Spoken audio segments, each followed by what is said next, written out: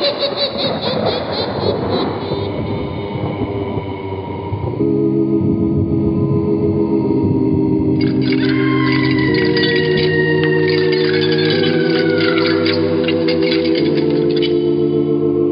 Mysterious Old Radio Listening Society podcast.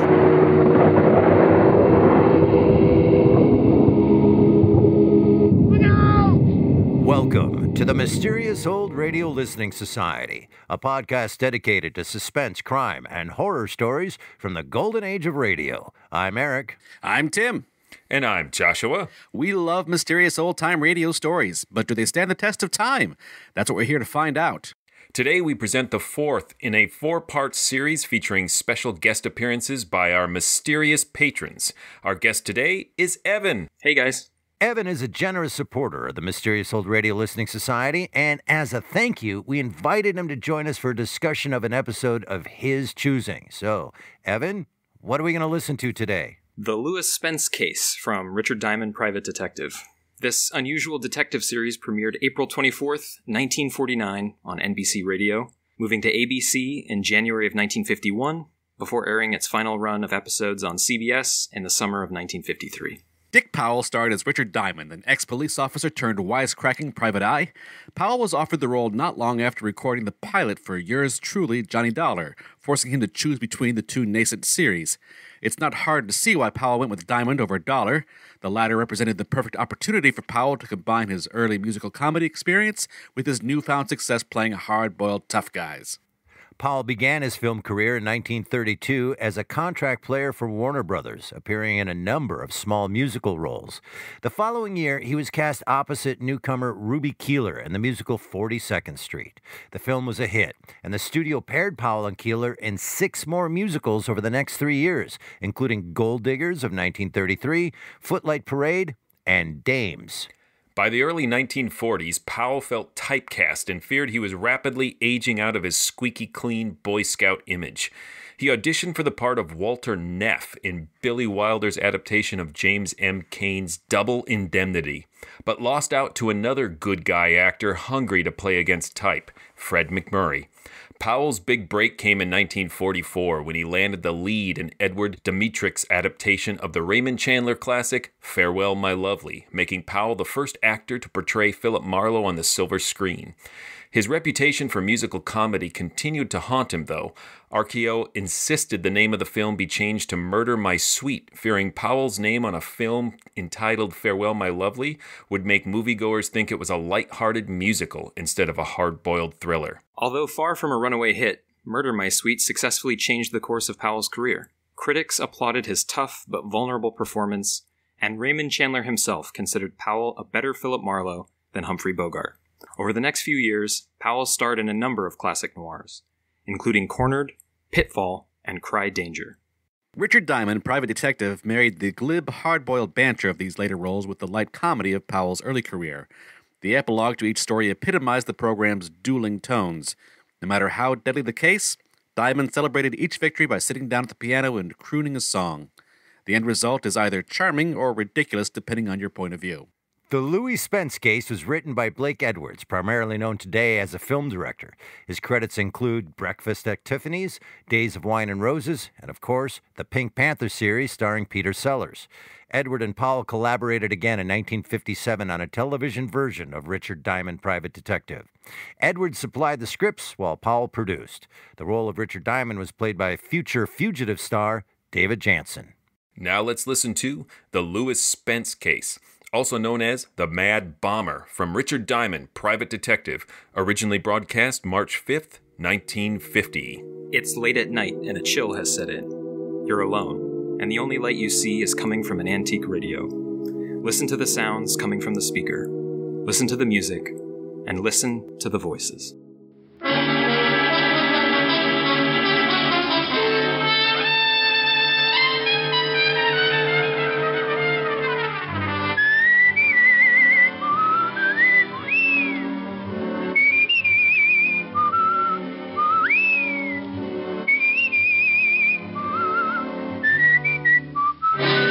National Broadcasting Company presents Dick Powell as Richard Diamond, Private Detective.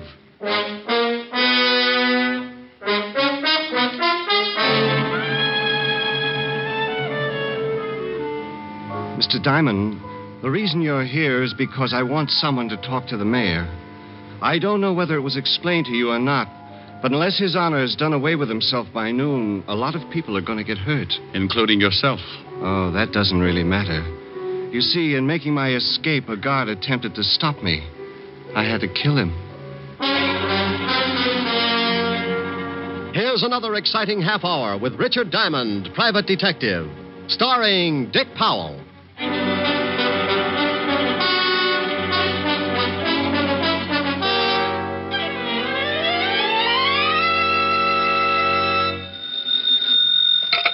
Diamond Detective Agency. There's no corpse like an old corpse. Oh, Rick, that's awful. Yeah, but what am I going to do? I can't be witty and handsome at the same time. Well, don't be greedy. Just concentrate on one of them. Oh, you're pretty nothing today. Why don't you come on over and we'll both try and improve? Shame on you. You know I've got to work. Oh, have you got a client? Well, not yet, but I've set bear traps all the way down the hall. Well, now that's silly. How can you be sure you'll catch a client? Well, I can't be, but, I get so lonesome up here with no one to talk to. It's fun setting broken legs. You're impossible. Diamond. Oh, my gosh. What's wrong, Rick? Those traps. I think I've caught something terrible. Diamond, I gotta talk to you. Who is it, Rick? Sergeant Otis says he's got to talk to me, but I'll be darned if I'll teach him how. Oh, say hello for me.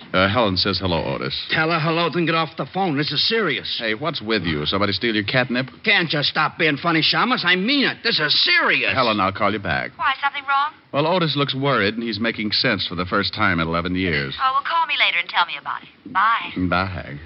Now, Sergeant, what's on your pretty I little want you to mind? come down to the station with me in a hurry. Of course, you'll think this is a silly question, but why? You remember Louis Spence? Louis Spence? About 4 years ago. Caught him running around sticking dynamite under the homes of some of our city officials. Oh, yeah. Socialistic nut.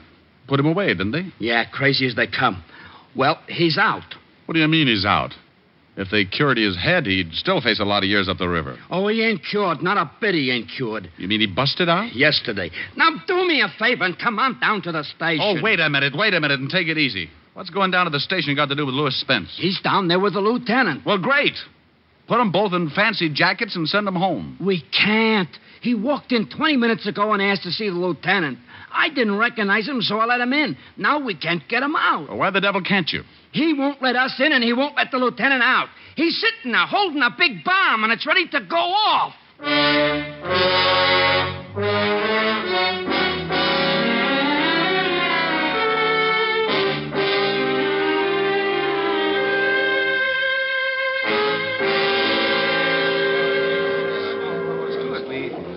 Well, it looks like a convention. Everyone's trying to think of something to do. Why is Spence doing this? What's he going to do? Just sit in there? You'll really get a boot out of this, Shamus.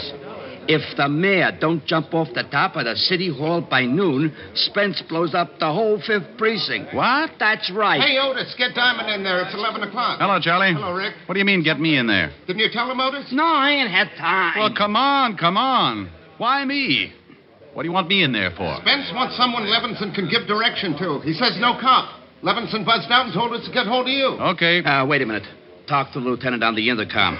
Spence won't know who's walking through the door and maybe blow the whole joint up. Otis, you amaze me. Oh, I ain't so smart. It was Spence's idea. Come on. Here. Go ahead. Walt? Rick? Yeah. Wait a minute. Diamond's outside now. Okay? Tell him to come in. But just him. Anyone else? Okay. Rick, come on in, but no one else. All right. Otis, stick right here. I may want to talk to you. Sure. Diamond. Yeah? Nothing. You're so right. Hello, Rick. Walt? This is Mr. Lou Spence, Rick. Mm-hmm. How are you, Mr. Diamond? What's the matter, Spence? You want an early 4th of July? Rick. You think I'm kidding, Mr. Diamond? You think I'm not serious about this thing? Is that the bomb?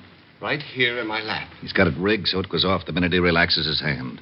You see, I thought maybe the police would want to take it away from me. If you shoot me, try to knock me out, well, it goes off. Then you won't mind if I take a look, huh? Rick, please. Stay right where you are. And I'll stay over here. Well, just as you say, Mr. Spence. Mr. Diamond, the reason you're here is because I want someone to talk to the mayor. I don't know whether it was explained to you or not, but unless His Honor has done away with himself by noon, a lot of people are going to get hurt. Including yourself. Oh, that doesn't really matter. You see, in making my escape, a guard attempted to stop me. I had to kill him. He split his head open with a crowbar. That's right. Oh, mind if I sit down? Not at all. But it's 4 minutes after 11. I hope you don't plan on staying too long. Cigarette? No, thank you. You look like a pretty reasonable guy, Spence. Well, thank you. It's too bad Lieutenant Levinson didn't think so when they arrested me. Now I'm going to have to show him I'm not as insane as he thought I was. Oh, well, you'll have to excuse that, Spence. Walt thinks everybody's a little, well, you know, even me. That's very interesting. Oh, and with good reason. Ever take a look at his sergeant? Mr. Diamond, when the lieutenant arrested me, I was putting an explosive under the mayor's house. He stopped me in my first attempt to rid the community of a political Judas. But now, as you see, I have a second chance. You really think the mayor's going to jump off the city hall? He better. And by 12 o'clock. By the way, you have 55 minutes. Now, look, Spence. Forget it, Mr. Diamond. I know just what you're thinking. How to get me without the bomb going off. You'll never make it. It's too well thought out. I've planned this for 4 years. In case you're wondering how much dynamite he's got, Rick. Mr. Diamond needs convincing. Well, under this overcoat, Mr. Diamond, are some 100 sticks. Does the mayor know about it yet? Yeah. Oh, you want me to talk to him, huh? I don't care whether you talk to him or not. I just want you to be there when he jumps. Swell. And just because you come back and tell me he's jumped, that isn't enough. I want his body in this room. Walt, I don't know what to say. Don't say anything, Rick. Just get out of here. I'm sorry I dragged you over, but I needed time. You still do. It's 54 minutes to 12. Clear the building, Rick. Yes, do that, Mr. Diamond. I think the lieutenant is going to make a hero of himself. Look, Spence, I've got till 12 o'clock, haven't I? Unless someone tries to get me. Oh, well, good. Well, then sit tight, Walt, and give me till 12. Okay, Rick. I hope you spend the time wisely. I'm sure you'd rather see the mayor die than your best friend. Oh, Spence, if you forget about this, they'll probably just put you back... Goodbye, Mr. Diamond. 53 minutes. Okay. Walt? Go ahead, Rick. Like you said, 53 minutes. Goodbye, Mr. Diamond. Come back soon. Otis. Yeah? What's going to happen? Clear the building. Well, what about it, Rick? Lieutenant wants the building cleared. Okay, come on, you guys. Levinson says clear the building, so we clear the building. Good luck, Rick. Thanks, Charlie. Okay, what do we do? I don't know. What do you mean you don't know? It's 10 minutes after 11. In another 50 minutes, this whole building is going to get blown higher than a kite. Okay, do something. Huh? Well, go ahead. Well, You see, Otis, you're in just as tough a spot as I am. Yeah, but you're smarter than I am. You can usually come up with something. Well, usually my problems are a puzzle, Otis. Spencer's a problem and a puzzle. I don't know about guys like him. Well, for Pete's sake, who does? Well, that's an idea. Huh? Stay here and keep close to the intercom. Don't let the lieutenant get any crazy ideas. Hey, wait a minute. Where you going? You're acting screwy. Well, Otis, I'm going to go see someone who takes care of people who act screwy sometimes.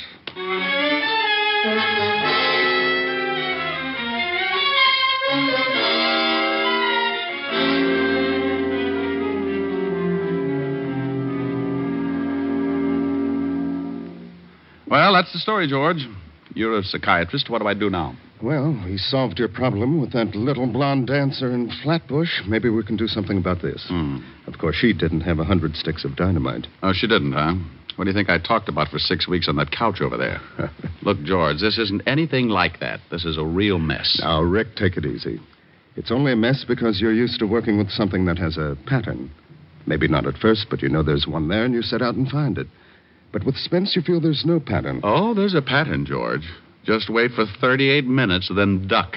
There's no possible way to get the bomb away from him without it going off? Not the way he tells it. He only has to relax his hand. That's the way he tells it. Well, I'm not going to take the chance and call him a liar. If I only knew for sure just how that bomb worked, I could reason with him. Well, before you can reason with him, you've got to know something about him. And what do you know about Louis Spence? Arrested a couple of years ago for planting dynamite under the homes of some of our more prominent city officials. Found insane, sent to the state asylum, killed a guard, broke out, turned himself into a human bomb, and took a seat in the 5th Precinct Police Station. That's all? Well, isn't that enough? Well, I'll tell you what, Rick. I know Dr. Carroll at the state asylum. Suppose we give him a call and see what we can find out. You think it'll help? I don't know. It might.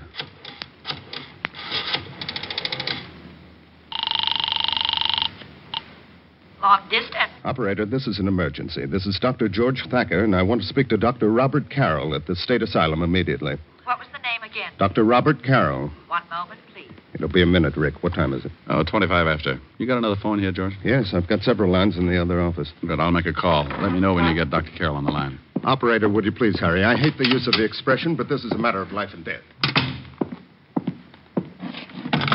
You're on my line, Rick. Use the other phone.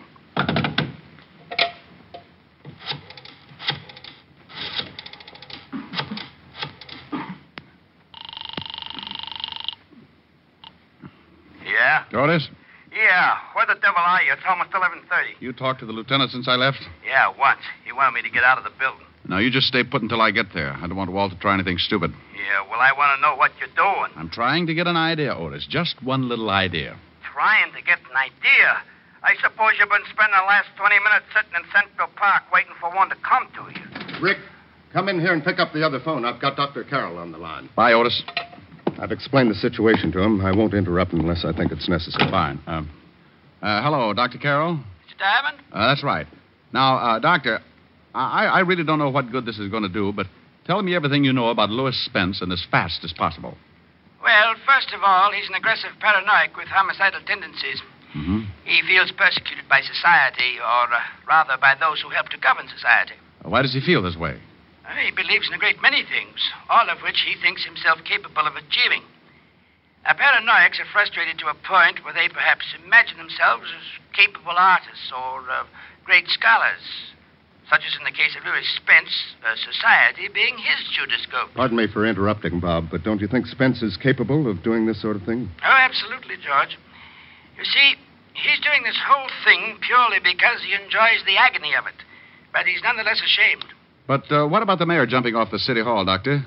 Just to be ridiculous for the moment. What if His Honor did jump? Would Spence then give up the bomb? I doubt it.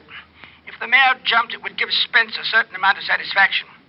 But I still think he'd set the bomb off as a climax to his own cleverness and persecution. Pardon again, Bob. Any usual therapy that you used on Spence? Yes, as a matter of fact. Spence, as I've said, imagined himself a great talent. And he seemed to lean particularly toward the more artistic accomplishments, such as painting and music. In his quieter moments, we saw that he had a radio. How does this music affect him, Bob? He allows it to lull him into a sense of security.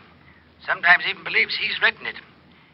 You see, Mr. Diamond, he believes that his environment is against him, that it is trying to debase, degrade, and persecute him.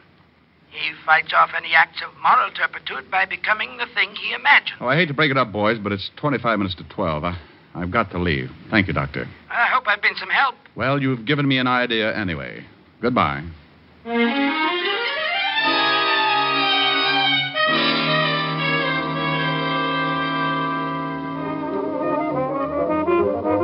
Miss. Just a minute, just 1 minute. I'll be right with you. Oh, look, I'm in a hurry. So you're in a hurry. So's everybody else. You'll have to wait until I'm through with this gentleman. Sweetheart. Now look. You look. Oh, a badge. Yeah, now this is police business. Got to be in a hurry. Is that clock right? Yeah, it's 11:45. 16 minutes to. All right, 16 minutes. You want to split hairs? No, I want a portable phonograph and quick. Okay. Here's one right here on the counter. 3 speeds, interchanging. I'll take it. Okay, I'll go back to the storeroom and get you a new one. Forget it. I'll take this one. Look, mister, we got a policy here. I can't say you nothing off from the counter, supposing it don't work when you get it home. You'll hear about it? You see? That's just what I mean. Well, does it play now? Certainly, like everything. Listen. Oh, boy, that's Pete Rugelow's new arrangement. He's crazy. Okay. Don't dig it, huh? Give me a record by Debussy or Ravel. Oh, no wonder. Well, let's see. We got the Engulf Cathedral by Debussy. No, something with a little more excitement. All right. I'll read them off. Debussy or Ravel? Ravel.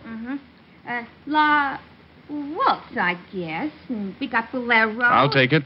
Which one? The Bolero. Okay. I'll have to play it for you. I've heard it. So what? It's another policy of the store. There might be an imperfection. Give me the record. Hey, don't get so grabby. Now, look, dear.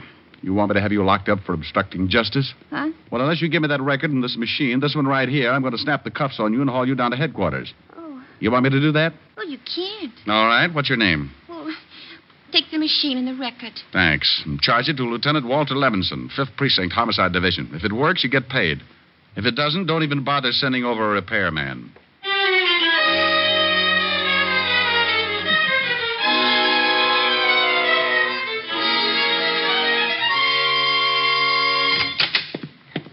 Diamond, oh my gosh, do you know what time it is? What, exactly? Exactly 6 minutes, too. What the devil you got there? A photograph. A phonograph? You talked to Walt since I left? No. Now, what's the idea with a phonograph? Hunch, Otis. Maybe we can save this whole mess. Well, for Pete's sake, can I help? Sure you can, Otis. Now, take this machine in the other room and play this record. You know how it works? Well, I can find out. You got less than 5 minutes to find out, so make it good. I don't want to hear anything until you're ready to let it play all the way through. Okay. Diamond. Yeah, go on. Whatever you're going to do, if I louse it up, I louse up everything, huh? You won't louse it up, Otis. Oh, I'm so stupid, but I'll try. Otis. Yeah? You don't have to wind it. Just plug it in. Oh, yeah, I heard about them kind. All right, then get going. Okay. Yeah? Walt, it's Diamond. What's up? Careful, Lieutenant. Oh, I'm getting sick of this. Walt. Yeah? Relax. I want to come in.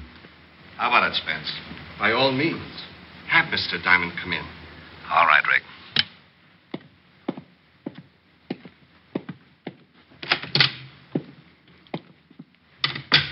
You have some news for me, Mr. Diamond? Well, in a way, yes. Mind if I sit down? Not at all. How do you feel, Walt? Dandy. I'm afraid the lieutenant is growing uncomfortable. It is getting late, isn't it, Lieutenant? Rick, I want you out of this building. This crackpot has been Oh, wait a minute now. What did you Wait call a minute. me? Now, look, I've taken what enough. What does it make now at 12 o'clock? Well, sure it does. Why? Because the mayor may jump. What? Yes, he's locked himself in his office. They can't get him out. He just may jump. Really, Mr. Diamond? Well, what's the matter? I know the mayor won't jump, no matter how many people die when I release this trigger. I just want him to have to face it the rest of his life. I want everyone like me that his kind won't let fulfill their potential talents to realize what a Judas he really is. What all men like him really are. Well, you know, that makes sense. Don't try to get on the good side of me, Mr. Diamond. I know what you think about me. I know what you all think.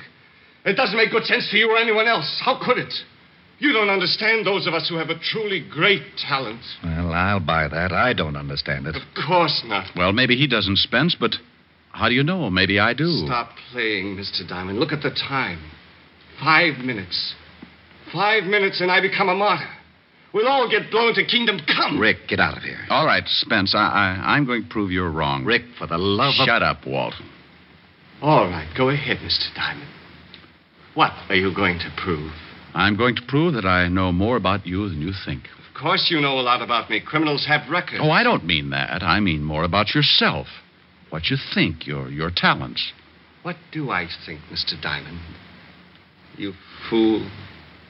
How could you know what I think? Because a talent like yours is easy to spot. 4 minutes, Mr. Diamond. No, it's not hard to tell about people like you. People like me? What about people like me? Well, Spence, I meant that, well, there are not many of them. They're few and far between. They're gifted. What? Certainly. There's something you have that very few are lucky enough to be gifted with. Rick, please. Nearly 12, Mr. Diamond. I can tell that you are an artist, Spence. An artist? Yes, and a very good one. How do you know this? Very few people spot it. Do they, Spence? Very few. You surprise me, Mr. Diamond. He surprises me, too. Walt, keep quiet. Yes, Walt, keep quiet. It's 2 minutes to 12, Mr. Diamond. You can leave because maybe you have been honest with me. Perhaps you do recognize something that... What's the matter, Spence? Music. Music? I don't hear anything. Music. Beautiful music. Oh, I don't hear a thing, Spence. Do you, Walt? No? Oh, you must hear it. It's beautiful. Don't you hear that wonderful rhythm? Now, you see, Spence, we're not as lucky as you are. No one is. This is my music. This is what I would write if it wasn't for the people who won't let me. What does the music sound like? Oh, poets' words. The power and strength of death. It makes you imagine things, doesn't it? Yes, oh, yes. You hear the music and you become powerful. Like making that bomb. Not just anybody could think of that. It takes genius. You understand. You do understand. Well, of course I do, but I'm still amazed. There you sit with the power of life and death in your hands, and no one can do a thing. It must be wonderful. It is. Like the music, it's wonderful. In seconds, we'll all be torn from our earthly bonds, taken away from this dirty, filthy world to a place of clean, wonderful things like that music. No, but you're an artist. How could you ever take a thing like that bomb and put it together? A thing like this bomb? Oh, this is a masterpiece. Just looks like a small box to me. Oh, it took me weeks. Just a small box. Oh, no, you see, if my finger relaxes... Yeah, I know about that. But this took genius. It's not just relaxing my finger. It's how I put it together so as to get the required result. It's like the hammer action on a gun, but it's reversed. Well, I'll be darned. You mean when you release your finger, that makes the hammer fall? I can see you appreciate things of genius. I wish you could hear the music, too, Mr. Diamond. You'd really appreciate that. It's so wonderful. Well, tell me more about the bomb. When you release your finger and the hammer falls, what does it hit? Well, that's a simple part. I'm surprised at you. I just wanted to hear you tell me. After all, you invented it. Yes. It strikes a cap. It's that simple. Simplicity can be beautiful. Don't you agree? Absolutely. Listen to that music. It builds and builds. Tell me, Spence, what would happen if something got in the way of the hammer? I mean, between the hammer and the cap. Nothing can. There's nothing big enough in the box that the hammer wouldn't tear right through. Simplicity, Mr. Diamond. I'd sure like to take a look at it. Of course. There's nothing you can do. So by all means, look. Well, you've got glass over the end of the box. That's right. See my finger on the trigger? If I release it, that hammer falls and strikes that cap. Why the glass? So I could look in when I set it and see that everything was all right. Oh, that's very clever. That music is getting so big, I can't think. What time is it? Plenty of time, Spence. Yes. When the music finishes. It's nearly done now. What? I thought you said you couldn't hear it. It's a phonograph from the other room, Spence. What? Tell me, Spence, what happens if I jam my hand through that glass between the hammer and the cap? What? That music. That music. Got him, Ork. Got him. Let me go. You don't understand. You cheated. You did lie. Let me go. Well, that does it. Otis, take him away. With pleasure. And you, Rick. Yeah? How'd you know that music would work? How'd you know you could stop that hammer? How'd you know you wouldn't... Oh. Did you hurt your hand? Well, of all the... Well, did you? No. Well, all right. You just bet it is. Goodbye.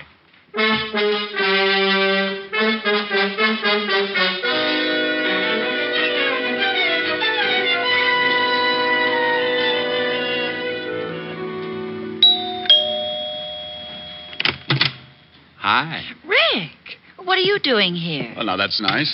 Stop by my place some afternoon and see what kind of a welcome you get. Oh, I didn't mean that. I meant, what are you doing here so early? Well, things were getting boring. I thought I might come over and beat you up or something. Oh, now, isn't that sweet? Oh, Rick, what in the world have you... Oh, the hand? Oh, it's nothing. I know, Red Heart, but what did you do to it? Well, I kind of hurt it. Yes, I can see that, but how? Playing the piano.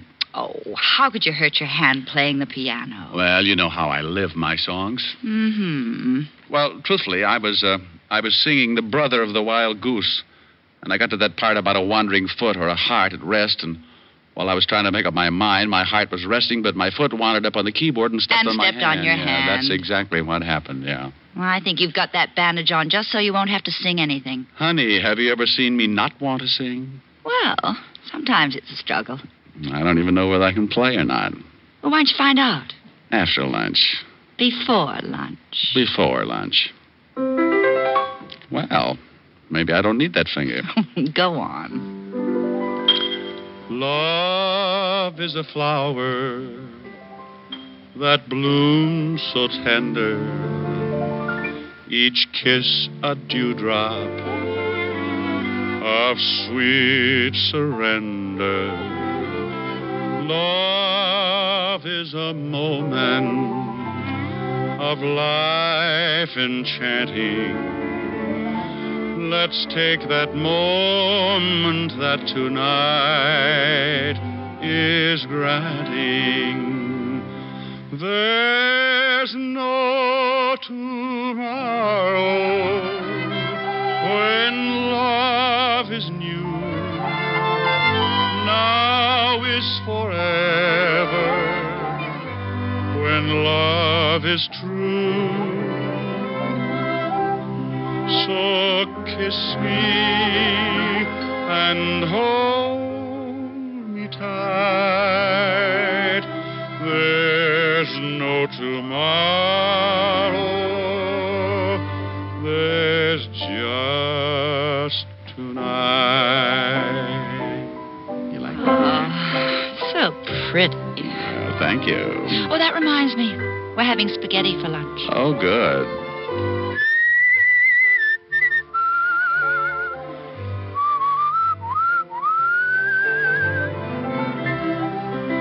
So kiss me and hold me tight. There's no tomorrow. There's just tonight. That was nice. Now tell me, how did you hurt your hand? Simple. I was grabbing. Grabbing? Mm-hmm. Like this. Come here. Oh, Rick. Oh, of all times. Hello? Hello? Walt? Yeah, I just thought I'd call and... Oh, you did you? Well, you sure picked a nifty time to do it. Oh, did I bust up something? Yes, you did bust up something. Well, you don't have to get sore. Well, who's sore? I am. That's the last time I'll let you do me any favor. Okay. If that's the way you feel about it, goodbye. Goodbye. Well, what in the world was all that about? Oh, well, honey, you see, it's like this. Walt got in some trouble, and I helped him out of it. No, you see, I don't want him to feel obligated. But, well, that's not actually it. He doesn't want me to know how he really feels. What am I trying to explain it for? I don't understand it myself.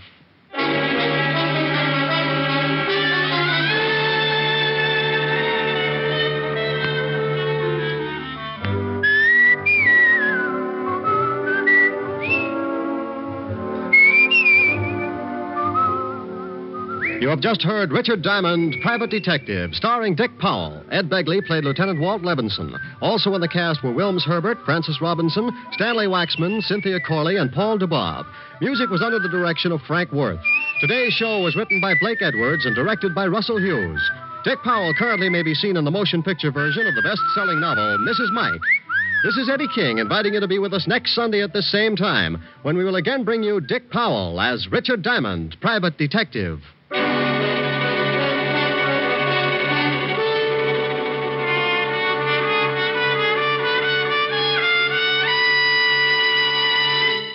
There's more great listening in store for you today on NBC. You'll hear the hilarious Phil Harris and Alice Faye show. And this evening on Theater Guild on the Air, Gertrude Lawrence and MacDonald Carey will star in Lady in the Dark. Next, hear guest star Deborah Alden on The Harvest of Stars on NBC. That was The Louis Spence Case from Richard Diamond, Private Detective, here on the Mysterious Old Radio Listening Society podcast. Once again, I'm Eric. I'm Tim. And I'm Joshua. And we are continuing our series of Patreon, I was going to say customers. I don't think that's the right word. Just Patreons, right? Supporters. People who allow me to work less. And Evan, once again, thank you so much for being with us on our podcast today. Thanks so much, guys. This is really, really fun to be on the other side of the mic with you guys. Awesome. So let's just start. You picked this, Evan. Just tell us why you picked it. I think the first thing is that I think that Richard Diamond as a series is really fantastic, and I think it's maybe been underrepresented on the podcast so far. Not represented? Not represented. I think that it's a particularly interesting series and ahead of its time in some ways. So I think it's really, for a podcast about mystery and suspense shows, I think it's perfect. And I also thought that maybe Eric in particular would enjoy something that was like, I have a hero, I have a villain, I have a ticking clock, and I have a resolution, and I know exactly what happened, and it's over. Yeah. I predict he bails before the song, but otherwise you nailed it. Yeah. There's a lot to go over. I would say, though, just off the top, that Richard Diamond is not something that I have listened to a lot of, and Joshua just kind of hit the nail on the head. The one thing that I have an issue with is the need to give him a song. And I get it. That's what's selling that thing back then. But when the song comes, I'm like, man, we could have had 4 more minutes of suspense or a fist fight or a car chase or something. He was playing with a broken finger. I mean, that was kind of suspenseful. At any moment, he could have stopped playing and had sex with his girlfriend. It was very suspenseful. So let me ask you this, Evan. You like this series. You've listened to a lot of them. So do you like the singing parts, or do you also say, that's just something I deal with because I like the rest of it? I think that's how it starts. I would be curious to talk to other Richard Diamond fans, but I think it's beyond cheesy, and it's completely tone deaf because they always cram it in at the end after there's been a fist fight, or in this case, like a hostage situation. And he just goes home and sings. I think that what's fun about it is that it starts to grow on you. It really does fit his kind of like smarmy persona. So it's sort of like watching old episodes of a 90s sitcom where you sit through the theme song, even though it's really dated and cheesy. It's like after a while, you're like, oh, I'm not going to skip the Friends intro. It's kind of like that. It's really fun. I just like it because it makes it something different from the other Private Eye stuff that was on the radio. And I think within the historical context, this was a time in which the airwaves were crammed with private detective shows. They were really popular. So this was a way to delineate it and to underscore the star they had in the lead role, who was known outside of radio. Whereas a lot of the other folks that were doing Private Eye stuff, like Gerald Moore, I should, of course, know who was playing Sam Spade at the time. Totally blanking. Listeners will yell at me later. But these were Howard Duff. Well-known radio actors, but not movie stars the way Dick Powell was. So you can just go in and edit you saying Howard Duff earlier in that sentence. You're just really clunky. Howard Duff. Right? It's interesting you say that, Evan, about the hostage situation and cramming in the song and going back and singing. I'm reminded when I do hear Richard Diamond of every time of how bad I feel for news anchors that have to go from this horrific story and then segue into the lost puppy story or the feature story, and how they make him, turn to a different camera. And it's a really difficult maneuver to make, and it is interesting. I don't know if it's the right word. It is jarring at a certain point that, okay, we solved that, and nobody's recovering emotionally at all. But there is an in-universe explanation for that in this episode. This is toxic masculinity. It is established that Richard Diamond and the police lieutenant cannot deal with their emotions after this situation. They have to yell at each other and sing a song. Like men. Yes. And that's how they cope. Yeah, that's exactly how my football team in college ran.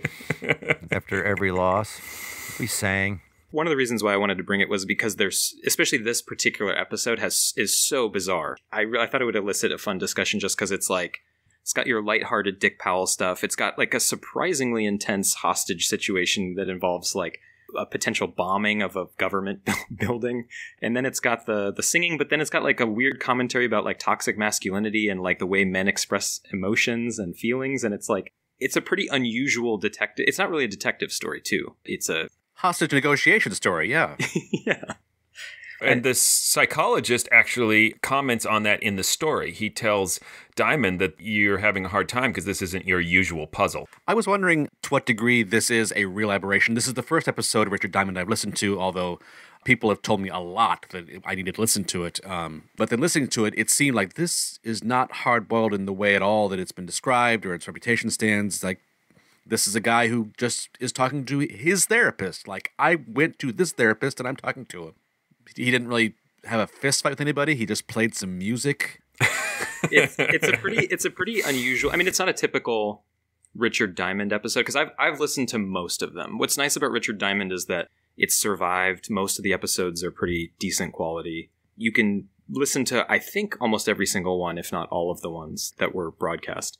What I like about the series is that it's sometimes pretty typical, Raymond Chandler-inspired detective work. And then sometimes they'll do an episode like this where it's, again, I think it's sometimes ahead of its time. They'll do, more of a suspenseful killer on the loose kind of stuff. Or in this case, it almost reminds me of like Dennis Hopper in Speed or something. It feels like more like a rogue cop trying to track down the maniacal killer kind of thing that we would see later in culture. So it seemed like they were willing to experiment a little bit. That was another thing I liked about it. Was I was expecting that to be some trick.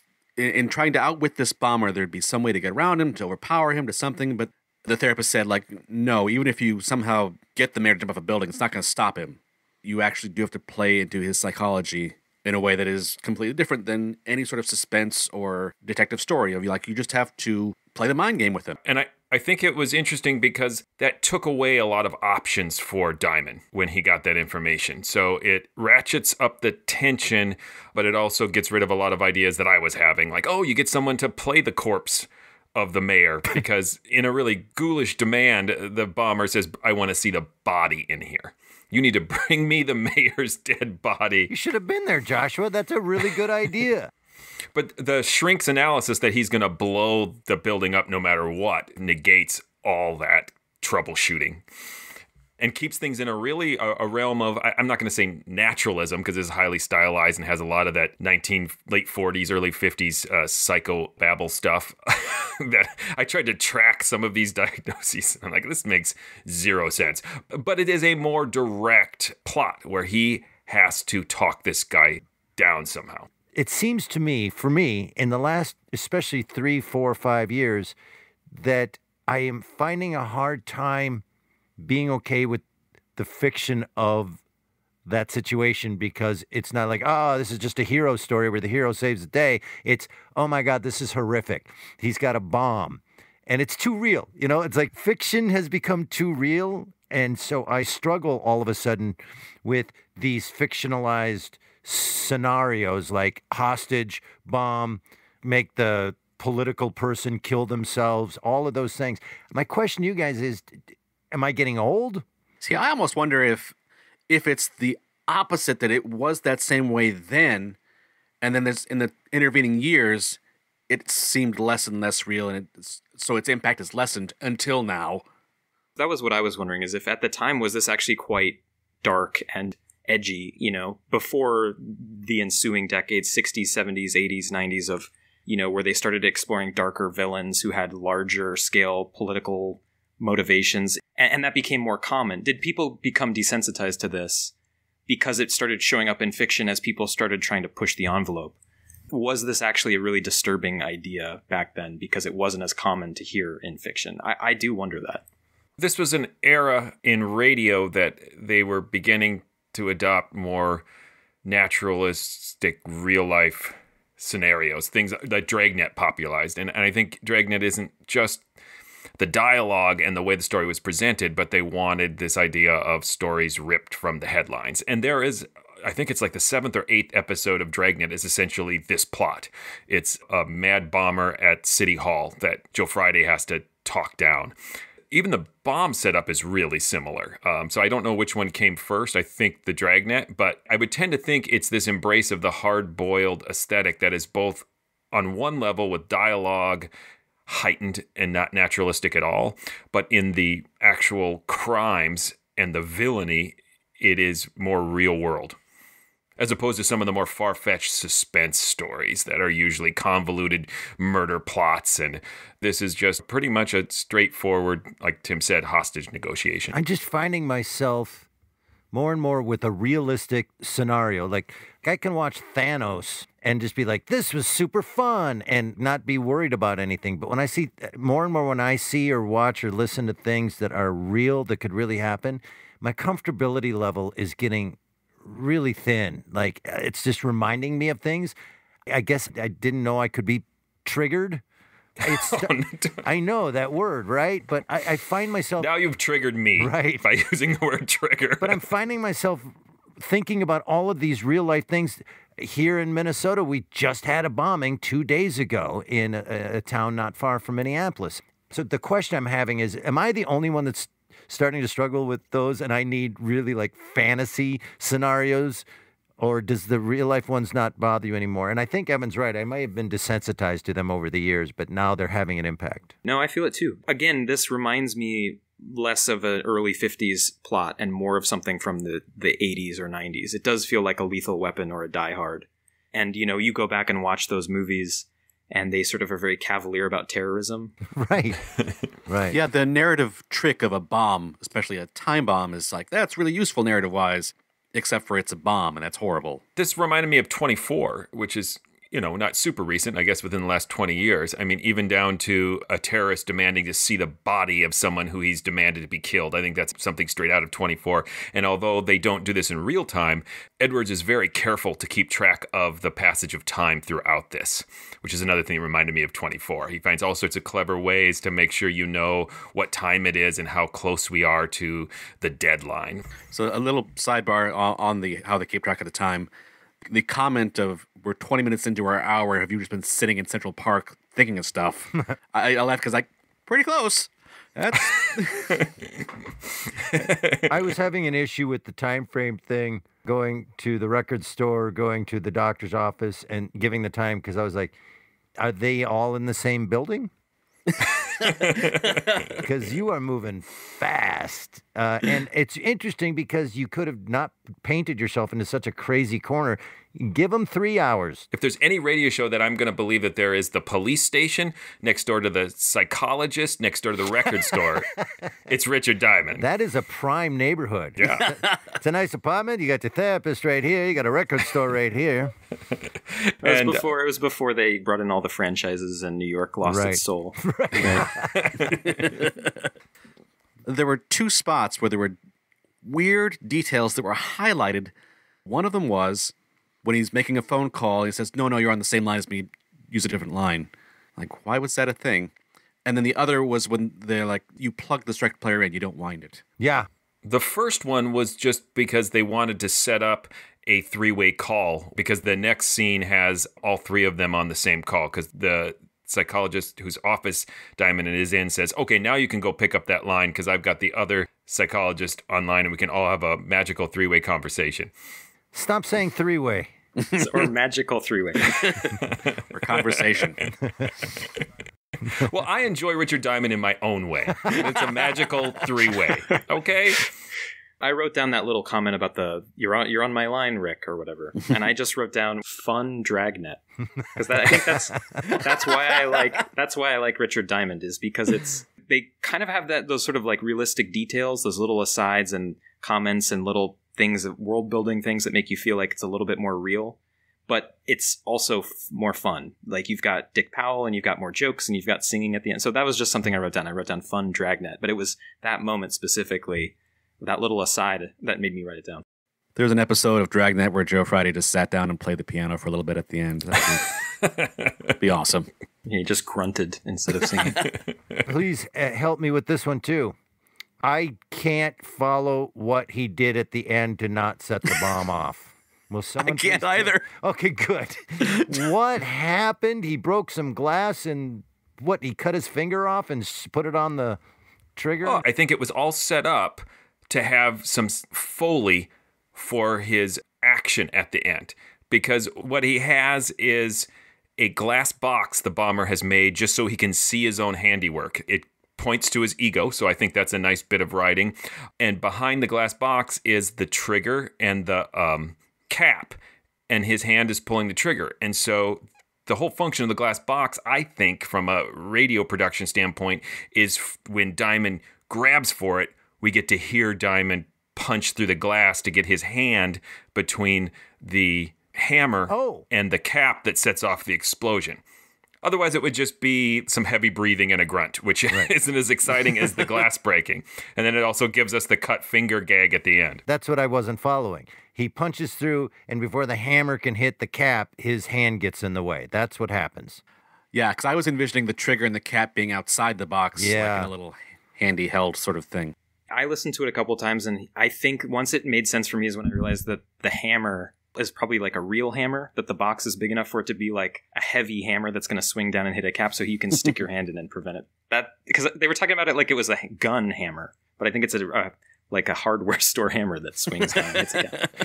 So you thought of it more like a Warner Brothers kind of Rube Goldberg time bomb thing. Animaniacs bomb. Yeah. So, yeah. Do you guys know about Bolero, by the way? I know the tune. I don't know the story of it was hated and panned mercilessly when it was first debuted in 1243. I don't know when. And they're like, sounds like a time bomb about to go off. I hate it. I love Bolero, but it is the most divisive classical piece of music probably ever. You either love it or you are appalled by it, the repetitiveness of it. I think it was a great choice because it's highly recognizable. It has the ridiculous build. So this diegetic music that is part of the scene plays the same function as background music that heightens the tension. It was beautiful. It's perfect for it. It was perfect. Oh, but there might be an actual nod in the script to what you're saying, Eric, because there's that funny line when Diamond is deciding what record, where he decides on Ravel and the record clerk goes, oh, no wonder. I love that whole scene because he's been pretty cavalier about the ticking clock Richard Diamond has until that scene when it's literally like he's got 15 minutes left and he suddenly gets really tense. And I love that scene because she thinks he's a pretentious classical music fan who's just being rude because he's pretentious, and he's really, really stressed about getting out of there quickly. I love the tension between them, and I love the performances in that scene. I love that we find out what happened to Lena Lamont from Singing in the Rain after her silent film career crashed. Debussy. She sounds exactly like Lena Lamont in Singing in the Rain. Yeah, she does. That's very true. I can't stand it. Right. He very easily could have showed her the badge, grabbed the record and the turntable, and ran out. And just said, I don't have time for this banter. I know it doesn't make for great radio, but just leave. Your buddy's about to blow up. Let's go. No. I'll think of a good one. Wait. I like that Eric's version of this script would just be running feet. Yep. And no dialogue. And screaming. I don't know. You do something. Did Tim just go away? Tim just went away. All right, Evan, you're the new host. Richard Diamond Hour. Tim lost power, so we don't have Tim's opinion anymore, but Joshua and I have decided that we're going to continue recording and tell you what Tim thought. But Evan, while we were dealing with that, brought up a good point. Let's just touch on this quickly. That moment where he says, I thought I'd come back and beat you up. Yep, that was one of those moments where you got to go, just move on. That's part of the era, I guess. You got to, what do you say, Joshua, all the time? You got to put it in context of history. I mean, you don't have to. I choose to. We're all individuals and we can do as we please. But yeah, it was kind of startling. Yeah. I find that easier to deal with. That is clearly these two people who adore each other and it's this banter between them. Because I'm guessing all of us with our significant others have banter that if broadcast on radio and taken out of context. Yeah. Oh, absolutely. Would shock and appall people. So while, yes, we would certainly not make a joke about that today, I prefer that over like actual tense situations in which a character who you're supposed to like threatens to slap some woman or something like that, and it just moves on. Here, it's at least meant in playful banter, no matter how off it is from our day and age. It's a little jarring, but you're absolutely right, Joshua, that it is intended as playful banter. And if I stop and think about some of the stuff my wife and I say to each other and then laugh really hard, because we call it what if, or worst case scenario, and like, what's the worst thing you could say right now? I mean, and then makes us laugh because it's so horrible. So yeah, let's put it in that context. Way to backwrite it. Perfect. Does that help you, Evan? That actually does help. I couldn't reconcile it because I was just like, well, I'm just going to like make my own version of that where I erase those 10 seconds. And I think that's totally legit too. I've got the files. Yeah. Right. Before we take this to the vote, I just want to mention that Blake Edwards writes some really funny dialogue in the like goofy parts of this. I love it when Richard Diamond gets called on his joke being bad at the top, and he says, I can't be witty and handsome at the same time. That is just perfect Dick Powell. And when Sergeant Otis wants to talk to him, and he says, I'll be damned if I'm going to teach him how. That's why I love Richard Diamond so much, is the dialogue writing in the banter. Him and Helen, him and Sergeant Otis, those are the best moments in the series. Well, if no one else has any thoughts, I'm sure Tim doesn't. I hope Tim's okay. He said the power is out on an entire block. And it's like negative 30 degrees out. Well, if we wrap this up, we could probably call him and see if he needs help. Or not. I don't want to call him. Nah. I don't want to bug him. Yeah, I got things to do. If we throw this to the vote, Evan, you were absolutely right. At the end of this, I went, that was super enjoyable. I knew exactly what happened. It was a guy, and he did this, and he went there, and he did that, and he did this, and yeah, the time frame wasn't exactly accurate, and yeah, there's 5 minutes of song. But I think the acting is phenomenal. The production value is really good. Not only is it clear, unlike some old-time radio shows where we have to struggle to listen to the quality, but I mean just the actual production of the Foley. I think it's directed really well. It moves at a great clip. You can picture just about everything except the fact that a hand went into the box and stopped the hammer. That was the only thing I didn't quite get. So overall, I really, really enjoyed it. And again, Evan, you were dead on right. When I can walk away and say, yeah, I understood what happened, and then I had to have a conversation about Joshua about, Nietzsche or some other philosopher that I haven't read. So I will not call it a classic, but I will say it definitely stands a test of time, especially in the genre that it is, and I'm going to listen to some more Richard Diamond for sure. Oh, I really, really love this, Evan. Thank you for bringing it. I am a sucker for productions like this that take incongruous styles or tones and somehow make them work. And there's an added sort of metatextual level here because the incongruous styles are the two styles of Dick Powell as an actor. And so there's this extra sort of self-awareness about it that I think is great. I think, as I mentioned earlier, some of the psychoanalysis stuff maybe doesn't stand the test of time, is a little dated, but everything else about it, I think, feels very contemporary. The framing sequences with Diamond and Helen, to me, I think would be very accessible to a modern audience. I mean, and sadly, as Eric mentioned, so is political violence. So in many ways, this definitely stands the test of time. I don't think it's a classic, but definitely worth a listen. And as an example of early work by Blake Edwards, it's also of pop culture historical interest as well. Very much so. And Tim's opinion, I'll do it. I really liked it. He's going to be so mad when he hears this. I think Tim enjoyed it. I do. I think he liked it a lot. Yeah. I would say this, Joshua. I think they got to the castle. They moved quick. And this moved so quick, they had 5 minutes at the end to do a song. Maybe you'd like every radio show better if they made room for a song, because they would just pick up the pace. Yeah, I think you're onto something there. Evan, you brought it, so you love it, so we kind of know where you stand, but tell us where this stands for you in the Richard Diamond world as a fan. I don't know that this is the absolute best Richard Diamond episode ever done. I think the series is a classic. I think it should be held up alongside Spence and Johnny Dollar and all the other ones that are go-tos. I think the reason I wanted to bring this one is it's actually a bit unusual. It's not your typical, finding clues, and there's the femme fatale who turns on him at the end. It's not a typical kind of like Raymond Chandler worship type of script. So I brought it because I thought it would be a really good discussion. So it might not actually be the most representative or the absolute best Richard Diamond ever done, but I think it's a great way for people to hear how unusual at times Richard Diamond is, how they take risks, how great Dick Powell is, and how as a series it's worth kind of delving into and finding the gems that are there. Thank you so much. As has happened frequently of the 4 or 5 years we've been doing this, I have discovered so many things I didn't know I liked, and this is another one. Like I have time for another thing on my list to do, but Richard Diamond is on my list. Thank you so much, Evan. All right, Tim, tell him stuff. We got no Tim. Wait, what does Tim usually say, Joshua?